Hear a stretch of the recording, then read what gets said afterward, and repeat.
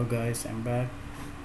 Okay, mukhang hindi magandang tingnan yung si Anton, walang shadow. So, i-adjust natin yung shadow niya.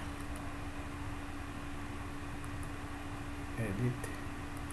Palabasin natin yung shadow para magandang tingnan. Okay. So, ayan.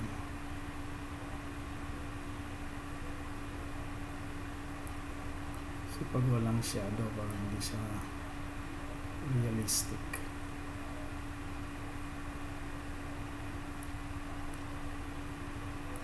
So, ayan. Yun lang. Adjust lang.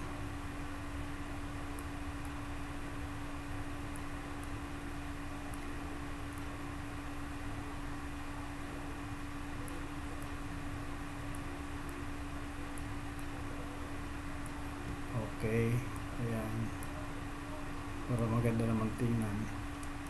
May shadow si Anton.